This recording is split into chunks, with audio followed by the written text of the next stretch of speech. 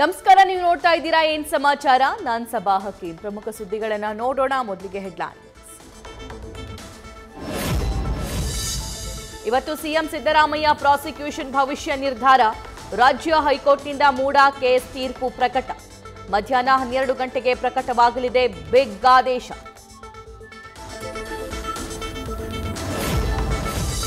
ರಾಜ್ಯಪಾಲರ ವಿರುದ್ಧ ರಾಷ್ಟ್ರಪತಿಗೆ ಪತ್ರ ಬರೆಯಲು ಮುಂದಾದ ಕೈ. ನಮ್ಮ ನಾಯಕರ ನಿರ್ಧಾರಕ್ಕೆ ನಾವು ಬದ್ಧ ಎಂದ ಆರ್ಬಿ ತಿಮ್ಮಾಪುರ್. ಈ ರೀತಿಯ ಪ್ರವೃತ್ತಿ ಗವರ್ನರ್ಗೆ ಶೋಭೆ ತರಲ್ಲ ಎಂದ ಸಚಿವ.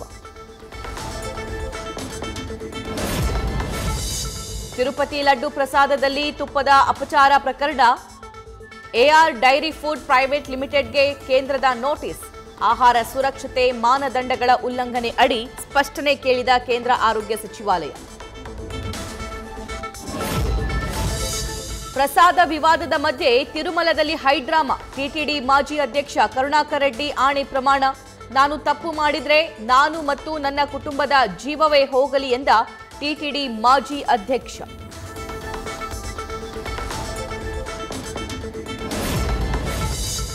ರಾತ್ರಿ ಬೆಂಗಳೂರಲ್ಲಿ DK Shivakumar city rounds. BBMP ಮುಚ್ಚಿರೋ ಪಾತ್ ಹೋಲ್ಸ್ನ ಕ್ವಾಲಿಟಿ ಚೆಕಿಂಗ್.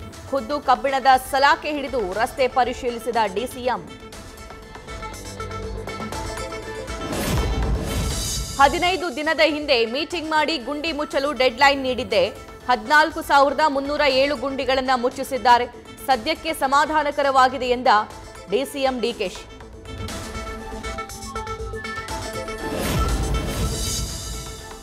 ಮಹಾಲಕ್ಷ್ಮಿ ಕೊಲೆ ಪ್ರಕರಣ ಸಂಬಂಧ ಸ್ಮೋಟೋ ಕೇಸ್ ದಾಖಲು. ರಾಷ್ಟ್ರೀಯ ಮಹಿಳಾ ಆಯೋಗದಿಂದ ಸ್ವಯಂ ಪ್ರೇರಿತ ದೂರು. ಆದಷ್ಟು ಬೇಗ ಹಂತಕ ಬಂಧನ ಮಾಡಿ ಎಂದು ನಗರ ಪೊಲೀಸರಿಗೆ ಸೂಚನೆ.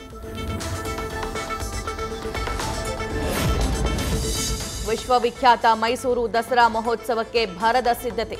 ನಾಡಹಬ್ಬದ ದೀಪಾಲಂಕಾರ, ಡ್ರೋನ್ ಪ್ರದರ್ಶನದ ಪೋಸ್ಟರ್ ಬಿಡುಗಡೆ. ಸಚಿವ ಡಾಕ್ಟರ್ ಎಚ್.ಸಿ. ಮಹದೇವಪ್ಪರಿಂದ ರಿಲೀಸ್.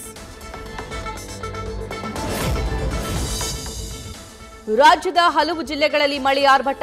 ಕಲಬುರಗಿಯಲ್ಲಿ ಮಳೆಯ ಅಬ್ಬರಕ್ಕೆ ಜನಜೀವನ ಅಸ್ತವ್ಯಸ್ತ. ಹಲವೆಡೆ ರಸ್ತೆಗಳೆಲ್ಲ ಜಲಾವೃತ.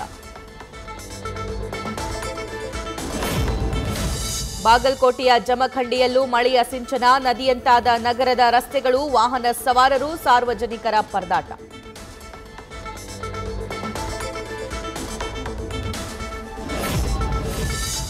ರಾಜ್ಯದ 20ಕ್ಕೂ ಹೆಚ್ಚು ಜಿಲ್ಲೆಗಳಲ್ಲಿ ಸೆಪ್ಟೆಂಬರ್ 29ರವರೆಗೂ ಮಳೆ.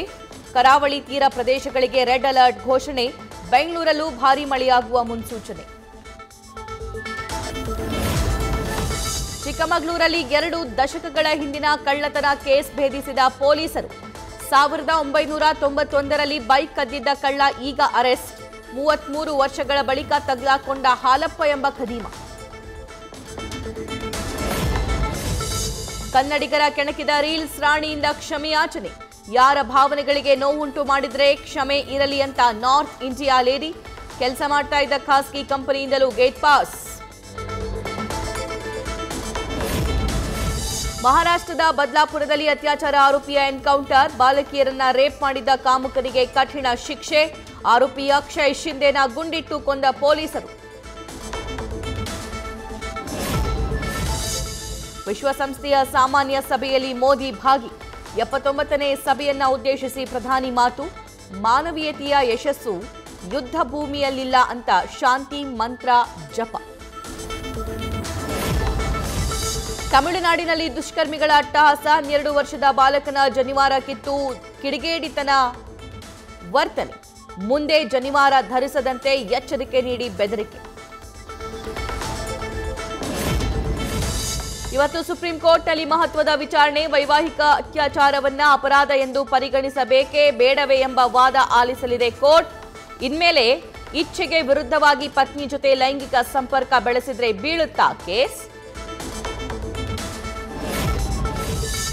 ಗಾಜಾದ ಶಾಲೆಯೊಂದರ ಮೇಲೆ ಇಸ್ರೇಲ್ನಿಂದ ಏರ್ ಸ್ಟ್ರೈಕ್. ಹಮಾಸ್ ಮುಖ್ಯಸ್ಥ ಯಾಹ್ಯಾ ಸಿನ್ವಾರೆ ಹತ್ಯೆಯಾಗಿರುವ ಶಂಕೆ.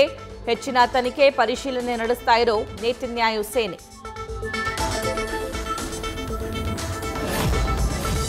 ಲೆಬನನ್ ಮೇಲೂ ಇಸ್ರೇಲ್ನಿಂದ ಮಿಸೈಲ್ ಅಟ್ಯಾಕ್. ಹೆಬ್ಜುಲ್ಲಾ ಉಗ್ರರನ್ನೇ ಟಾರ್ಗೆಟ್ ಮಾಡಿ ಕ್ಷಿಪಣಿ ಅಟ್ಯಾಕ್. ದಾಳಿಯಲ್ಲಿ 24 ಮಕ್ಕಳು ಸೇರಿದಂತೆ 356 ಮಂದಿ ಡೆತ್.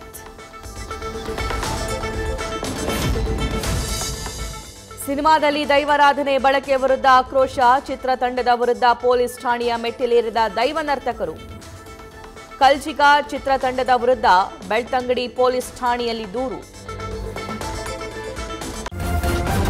ನ್ಯೂಸ್ ಫಸ್ಟ್ ನಿರ್ಭೀತಿಯಿಂದ ನಿಮ್ಮ ಪರವಾಗಿ.